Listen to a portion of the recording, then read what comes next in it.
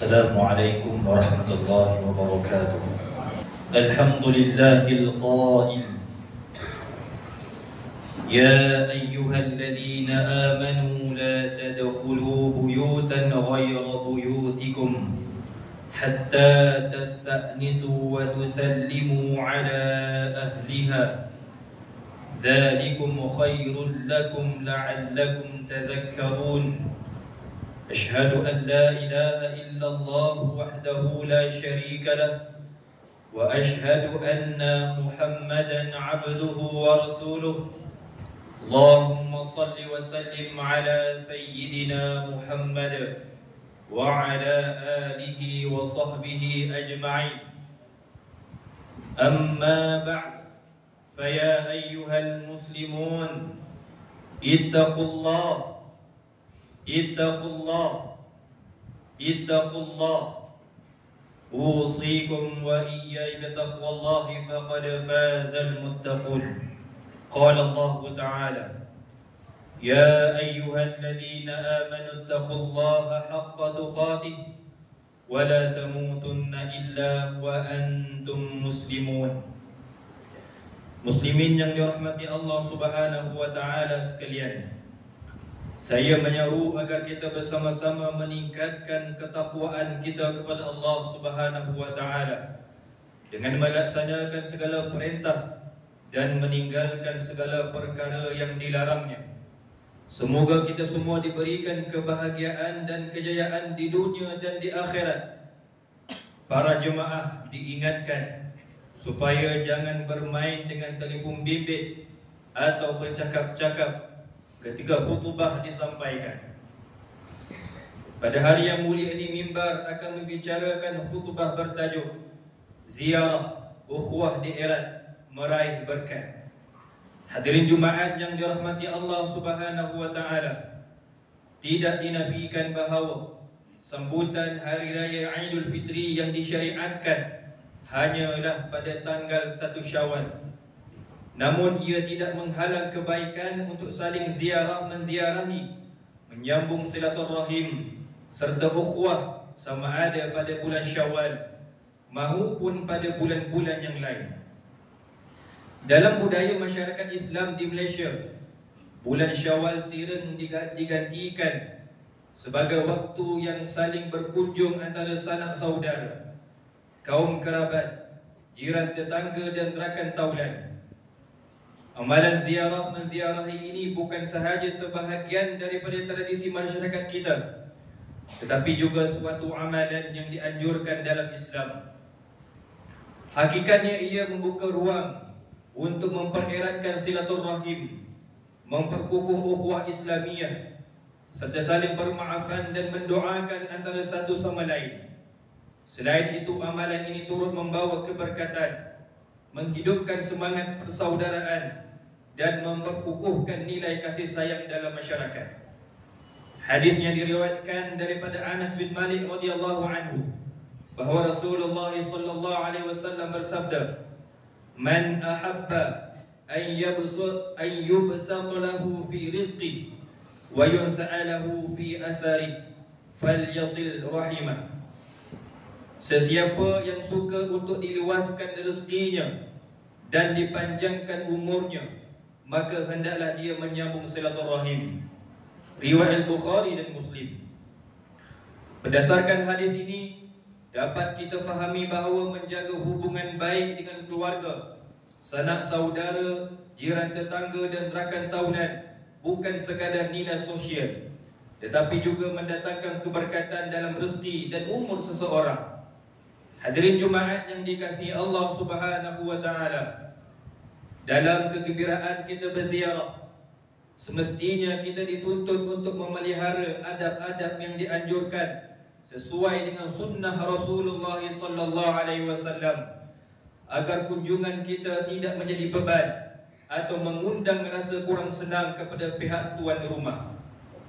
Malangnya, masih terdapat sebahagian dalam kalangan masyarakat kita yang kurang mengambil peduli soal ini. Bukan setakat ketika hari raya, bahkan ketika hari-hari biasa juga ada yang datang tanpa memberitahu. ada yang datang pada waktu yang kurang sesuai, dan yang paling menyedihkan adalah apabila dia sendiri tidak menjaga tingkah lakunya dan orang-orang yang dibawanya bersama. Jadi sebelum kita bertamu, eloklah kita renungkan beberapa adab yang dianjurkan dalam Islam agar setiap ziarah yang kita lakukan benar-benar membawa kebaikan serta menjadi wasilah dalam mengeratkan silaturahim dan memperkukuhkan ukhuwah Islamiyah. Antara adab yang penting yang perlu diberikan perhatian ketika mana kita berziarah adalah memakai pakaian yang sopan dan menutup aurat. Kita semua sedar bahawa berpakaian mengikut tuntutan syarak bukan sekadar satu kewajipan, tetapi juga mencerminkan jati diri seorang Muslim yang beradab. Janganlah kita terikut-ikut dengan gaya berpakaian yang melampaui batas sehingga mengundang fitnah. Hadis yang diriwayatkan daripada Abu Hurairah radhiyallahu anhu bahawa Rasulullah sallallahu alaihi wasallam bersabda yang bermaksud, ada dua golongan dari penghuni neraka yang belum aku lihat pada zamanku ini. Kaum yang membawa cemeti seperti ekor lembu, yang dengannya mereka memukul manusia, wanita-wanita yang berpakaian tetapi sebenarnya telanjang, yang cenderung kepada maksiat dan mencenderungkan orang lain kepada maksiat. Kepala mereka seperti bonggol unta yang condong untuk diperlihat aurat mereka oleh orang lain. Mereka tidak akan masuk syurga dan tidak akan mencium baunya, padahal bau syurga itu dapat tercium dari jarak sekian dan sekian. Riwayat Muslim. Sidang Jumaat yang dirahmati Allah Subhanahu wa taala, Islam juga mengajar kita untuk menjaga adab dan menghormati ruang pribadi seseorang dengan meminta izin dan memberi salam sebelum masuk ke rumahnya. Firman Allah Subhanahu wa taala dalam surah An-Nur ayat 27 sebagaimana yang telah dibacakan pada muqaddimah khutbah bermaksud, wahai orang-orang beriman, janganlah kamu memasuki rumah yang bukan rumahmu sebelum meminta izin dan memberi salam kepada penghuninya. Yang demikian adalah lebih baik bagi kamu agar kamu selalu ingat mematuhi cara dan peraturan yang sopan itu.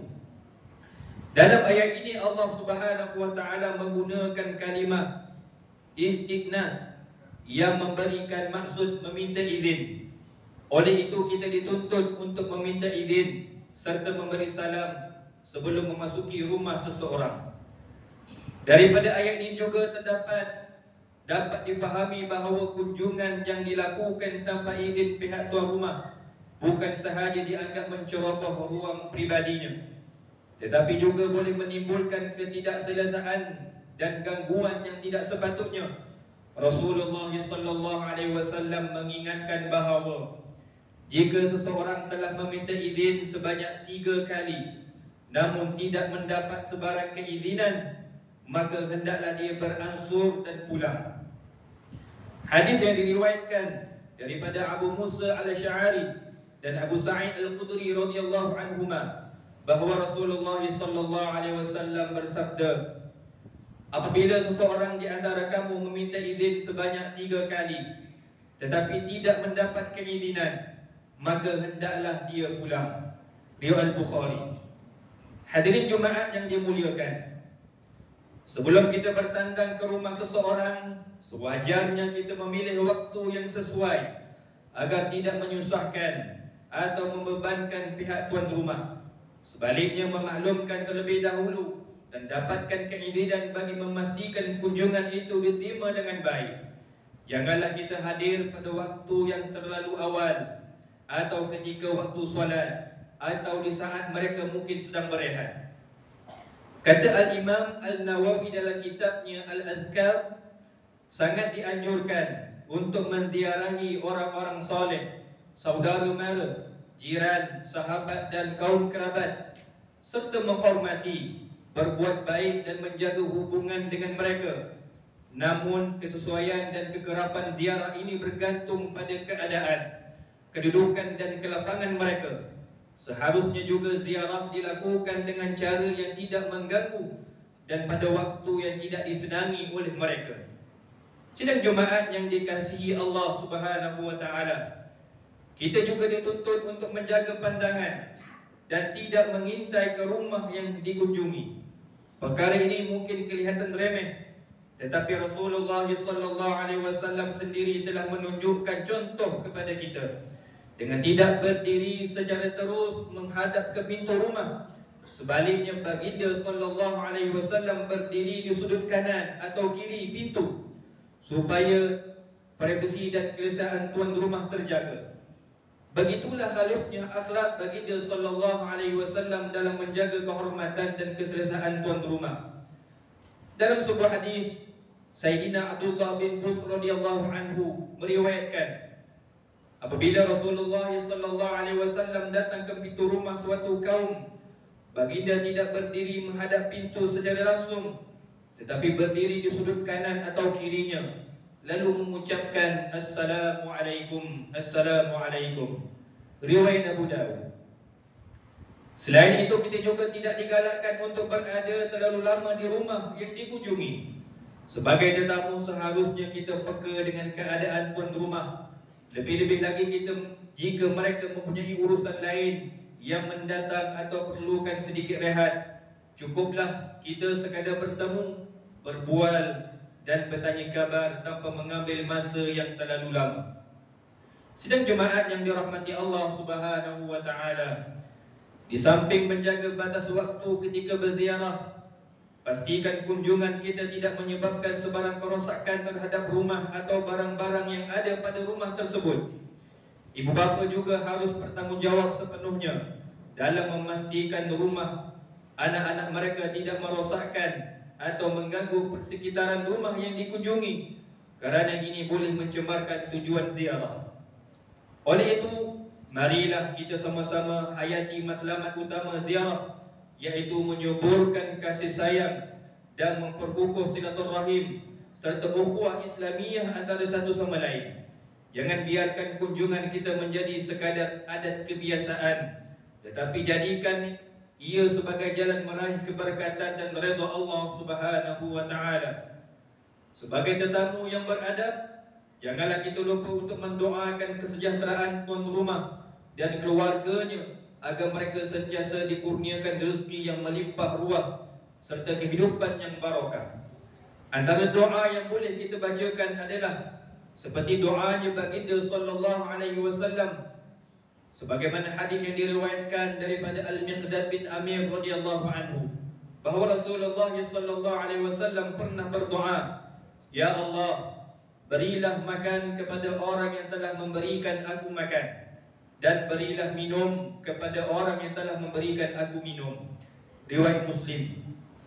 Hadirin Jumaat yang dimuliakan, mengakhiri khutbah pada hari ini, marilah kita mengambil beberapa pengajaran untuk dijadikan panduan dalam kehidupan seharian, terutamanya pada musim perayaan ini yang pertama. Umat Islam hendaklah menyedari bahawa amalan ziarah menziarahi bukan sekadar adat, tetapi ia merupakan amalan yang mengeratkan ukhuwah dan membawa keberkatan. Yang kedua, umat Islam hendaklah mencontohi akhlak dan adab baginda sallallahu alaihi wasallam dalam berziarah serta mendoakan kesejahteraan buat pihak yang dikunjungi. Yang ketiga, umat Islam hendaklah berziarah dengan hati yang ikhlas kerana Allah Subhanahu wa taala, semata-mata untuk menyuburkan ukhuwah dan meraih keberkatan, bukan atas kepentingan pribadi atau tujuan duniawi. A'udzubillahi minasyaitonir rajim.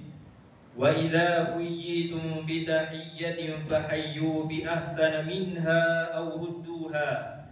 Innallaha kana ala kulli syai'in hasiba. Shadaqallahul azim.